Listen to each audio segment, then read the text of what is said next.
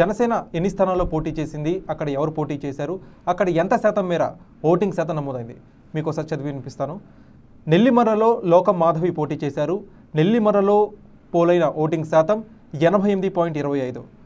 ఉంగుటూరులో పచ్చమట్ల ధర్మరాజు పోటీ చేశారు. ఉంగుటూరులో నమోదైన పోలింగ్ శాతం 87.75. రాజానగరంలో బత్తుల బలరామకృష్ణ పోటీ చేశారు.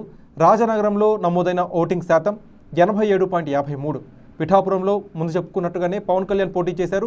పిఠాపురంలో నమోదైన ఓటింగ్ శాతం 86.63. అవనిగడ్డలో మండలి బుద్ధప్రసాద్ పోటీ చేశారు. ఈయన టీడీపీ నుంచి జనసేన పార్టీలోకి జాయిన్ అయ్యారు. అవనిగడ్డలో నమోదైన ఓటింగ్ శాతం 86.18. పోలవరంలో చిర్రి బాలరాజు గారు పోటీ చేశారు. పోలవరంలో నమోదైన ఓటింగ్ శాతం 85.95.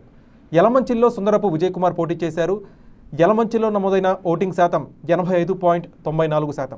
నిడదవోలులో కందుల దుర్గేష్ పోటీ చేశారు. ఈయన ముందుగా రాజమండ్రి రూరల్లో పోటీ చేయాలి, కానీ అక్కడ బుచ్చే చౌదరికి ఇచ్చారు టికెట్.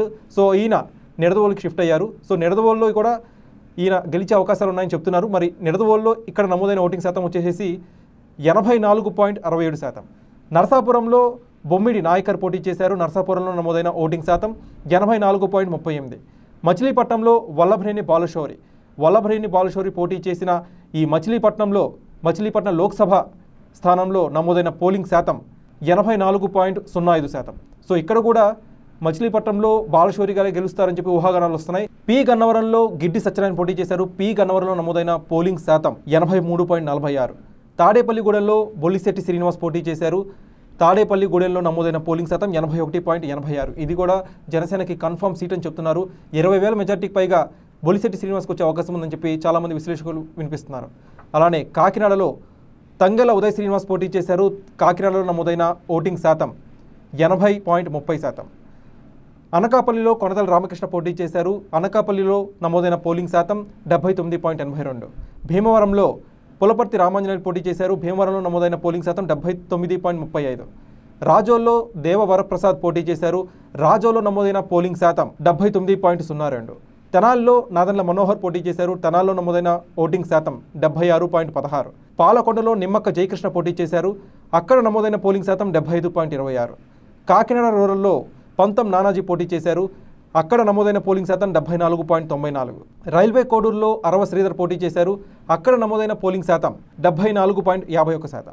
పెందుర్తిలో పంచకర్ల రమేష్ పోటీ చేశారు. అక్కడ నమోదైన ఓటింగ్ శాతం 65.24. విశాఖపట్నం దక్షిణలో వంశీకృష్ణ శ్రీనివాస్ యాదవ్ పోటీ చేశారు. అక్కడ నమోదైన పోలింగ్ శాతం 63.42. ఇక తిరుపతిలో అరణి శ్రీనివాసులు పోటీ చేశారు. అక్కడ అత్యల్పంగా 59.90% తిరుపతిలోనే పోలింగ్ శాతం నమోదైంది. సో ఓవరాల్గా చూసుకుంటే చాలా వరకు నియోజకవర్గాల్లో 80% పైగా పోలింగ్ శాతం నమోదైంది. కొన్ని నియోజకవర్గాల్లో మాత్రమే కేవలం 2-3 స్థానాల్లో మాత్రమే 60-59 అట్లా ఉంది. సో ఓవరాల్గా జనసేన పోటీ చేసిన స్థానాల్లో చాలా హ్యూజ్ అమౌంట్ ఆఫ్ ఓటింగ్ శాతం అయితే పోలింగ్ నమోదైంది. మరి ఇది జనసేన పార్టీకి ఎంతవరకు ఉపకరిస్తుంది అనేది మనకి జూన్ 4న తెలుస్తుంది. వీడియో జర్నలిస్ట్ రామకృష్ణతో కార్తీక్ కోట, 1 తెలుగు, హైదరాబాద్.